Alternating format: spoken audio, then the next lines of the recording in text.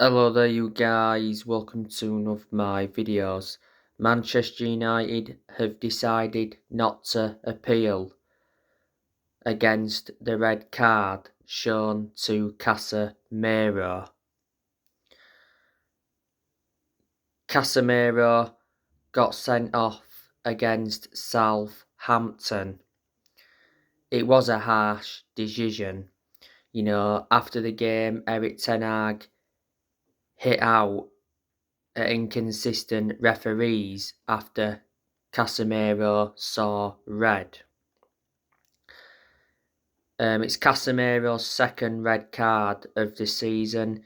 He's now got a 4-game ban. Revert back to February, Casemiro served a 3-match ban. So that's the news on him.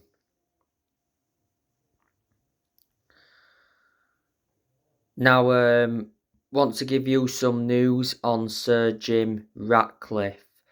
Sir Jim Ratcliffe is confident of completing Manchester United takeover after hiring Dave Brailsford. Sir Jim Ratcliffe is believed to have offered around 4.5 billion, but the Glazers are demanding 6 billion. Sir Jim Ratcliffe has been interested in buying the club for quite some time. He's Britain's richest man, is the chairman of Ineos. The Qataris have been interested in buying Manchester United, but not so long ago it said Qataris will walk away from a bid to buy Man United if the price is not right. The Saudi Arabians have been interested in buying the club. As you all know, the Glazers have put the sale back to the summer. The club was aimed to be sold by April. The Glazers are desperate to sell Manchester United, and like I've already mentioned, they want at least 6 billion. In November last year, the Glazers announced that the club was up for sale, and since then Man United have had a lot of interest. The Glazers have owned Manchester United for 18 years. They purchased the club for around 790 million back in 2005.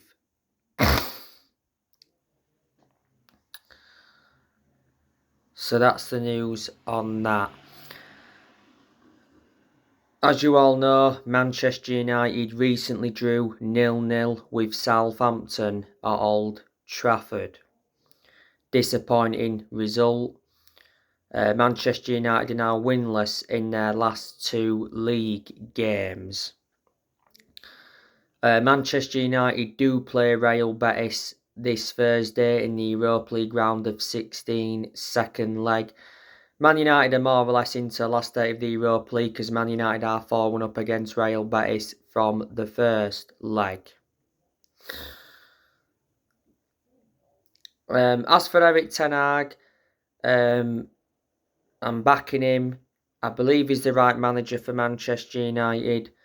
We have had setbacks under him this season, but we have recovered well from them setbacks. You can see the progress ten Hag has made this season. He's won the Carabao Cup. That was his first trophy as United manager. And it was Man United's first trophy in 6 years. He's got us to the quarterfinals of the FA Cup.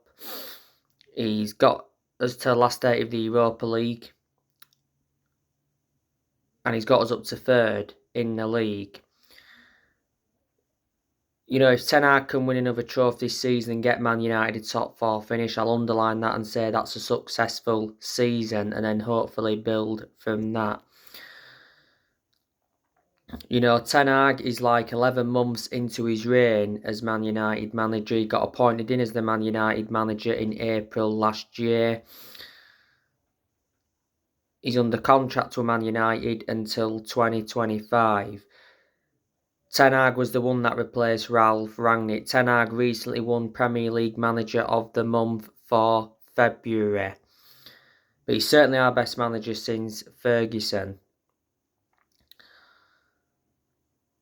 Don't forget Ten Hag was the one that recommended Mitchell van der Gag and Steve McLaren in.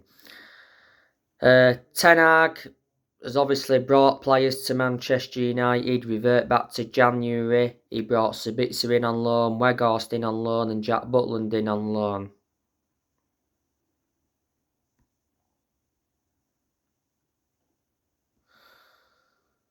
Unfortunately, didn't make any permanent signings in January.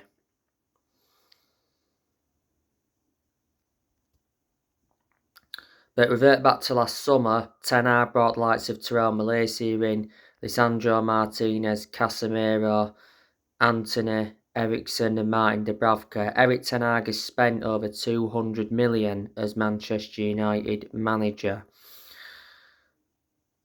He's enjoyed 2 transfer windows at the club so far. In the summer, Ten Hag is looking to make more signings. He's looking to bring a central striker in and a central midfielder. As you all know, Kane is Erik Ten Hag's #1 striker target. Says Man United are determined to sign Harry Kane this summer. Says Kane will hold talks with Tottenham at the end of the season to decide his future, and Man United will fight Bayern Munich for Kane. If Tottenham finish outside of the top 4, then Tottenham will probably lower their 100 million asking price for Kane.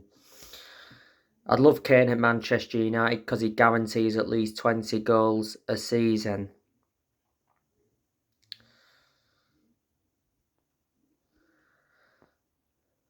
Victor Osimhen is also a target.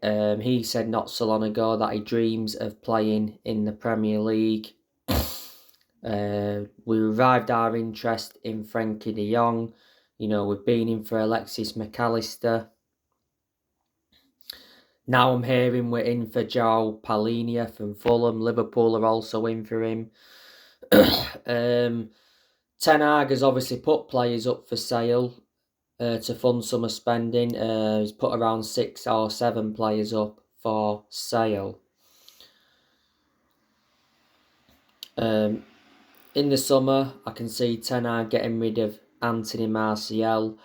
Martial a few weeks ago got put up for sale. Hasn't played many games this term because he's been hampered with injuries. He's just returned to training not so long ago, so he has now recovered from injury. Ten Hag will get rid of Donny van de Beek. Donny van de Beek is out of an injury. He's out for the end of the season. Won't start anyway because he's a squad player. Last season, Donny van de Beek was out on loan with Everton. McTominay can see Ten Hag getting rid of him in the summer because Man United are willing to listen to offers. Phil Jones, I reckon Erik Ten Hag will get rid of him. I think he'll get rid of Telles permanently.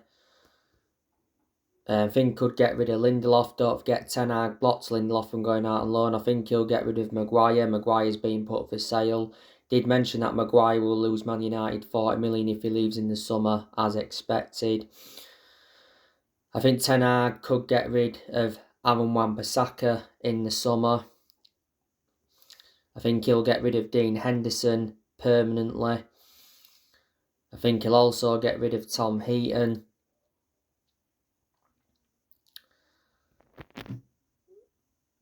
So there you go. Ten Hag's already got rid of a lot of players as Man United manager. So anyway guys, on my next video, I'll be giving you a preview for the Real Betis Man United game. Drop your comments, likes below on the channel if you do, consider subscribe as always, and take care. God bless.